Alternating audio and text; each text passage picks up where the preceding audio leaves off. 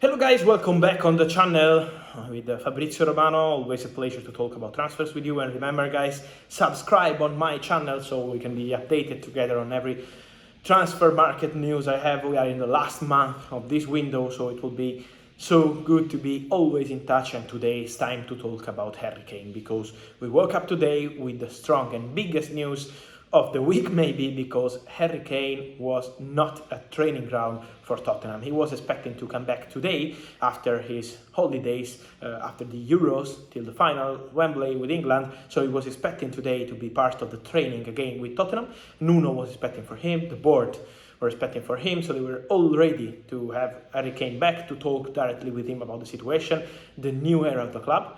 But Harry Kane was not at the training ground. This is 100% confirmed, and I'm told that it's not about COVID test or this kind of things. It's personal choice of Harry Kane and of his camp. So the player decided to not show up at the training today. Why? Because he's convinced that he has an agreement with Tottenham, with Daniel Levy, to leave the club this summer. This agreement, gentleman agreement, was since 1 year ago. Last summer they told him, according to Harry Kane idea, you can leave next summer if you want.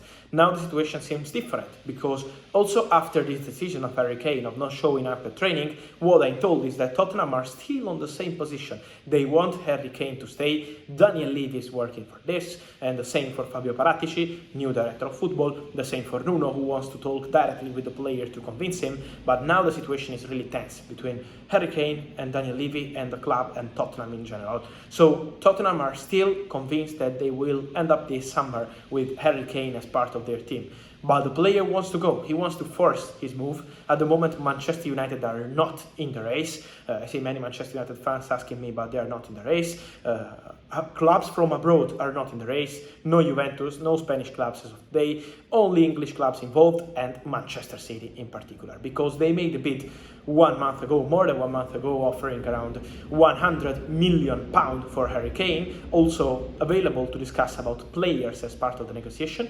But Tottenham said no. They turned down the proposal. They wanted to keep the player, and they said no to this proposal from Manchester City. So what are doing at Manchester City now? They're discussing for Jack Grealish deal. They are still confident on Jack Grealish deal, but at the same time they are waiting to see what happens between Kane and Tottenham. If Tottenham will change their position in the coming days and allowing Harry Kane to leave the club, for sure Manchester City will be back in negotiation and trying again for Harry Kane. So it's up to Tottenham. They are really serious now in saying no, we want Harry Kane to stay. But after this move from the player not showing up at training, let's see what's going to happen in the coming hours, in the coming days. This week will be so important to understand at Manchester City what's going to happen with Jack Grealish, with Harry Kane and more. I wait for you guys here on the channel. Let me know your thoughts, if Harry Kane behavior, in your opinion, is the right one right now with Tottenham, with Manchester City, where he will end up. So I'm really curious to read your comments, and we will stay updated here on the channel. I wait for you. Here we go with Fabrizio Romano. Ciao!